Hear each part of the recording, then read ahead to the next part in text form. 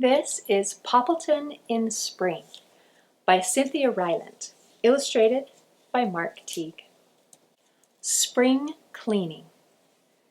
It's time for spring cleaning, said Poppleton one morning. He looked around his house. He had so many things, things and things. There was a box of unmatched socks. There were jars of old buttons. One whole shelf was full of rocks.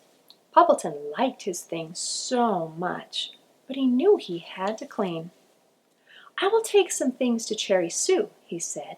"Then I'll have more room."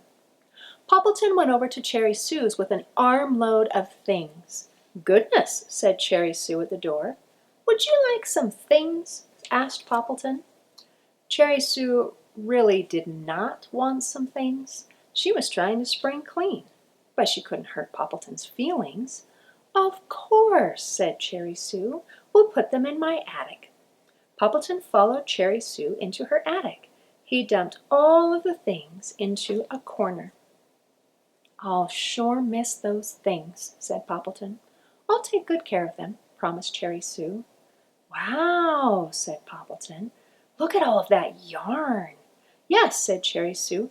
"I don't knit, so it just sits there." "May I have it?" asked Poppleton. "Of course," said Cherry Sue. "And look at those thumbtacks," said Poppleton. "I never use them," said Cherry Sue. "May I have them?" asked Poppleton. "Of course," said Cherry Sue.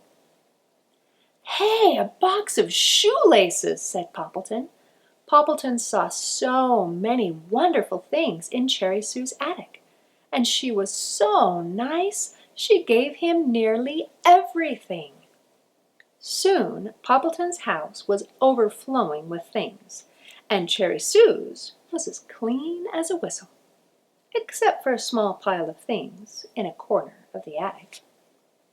Poppleton and Cherry Sue had lemonade in the sun when they were done. "Don't you love spring cleaning?" asked Poppleton. "I love it," said Cherry Sue. The bicycle. Poppleton decided to buy a bicycle. "It will be good exercise," Poppleton said. "I'll get everywhere faster," he said, "and I'll get to choose a favorite color." That was the best part. Poppleton went to see his friend Marcia at the bicycle store. "I would like to buy a bicycle," he told Marcia. "Sure," said Marcia. "What kind do you want?" "Just a bicycle," said Poppleton. "Something for exercise, something to get everywhere faster." "Yes," said Marcia, "but what kind?" She took Poppleton into a big room. There must have been 100 bicycles in that room, and they were all different. Marcia showed Poppleton bicycles until he thought he would faint. Finally, he pointed weakly. "That one," he croaked. "Great," said Marcia. "What color?" "Red," croaked Poppleton. "What kind of red?" asked Marcia. "Red, red," croaked Poppleton.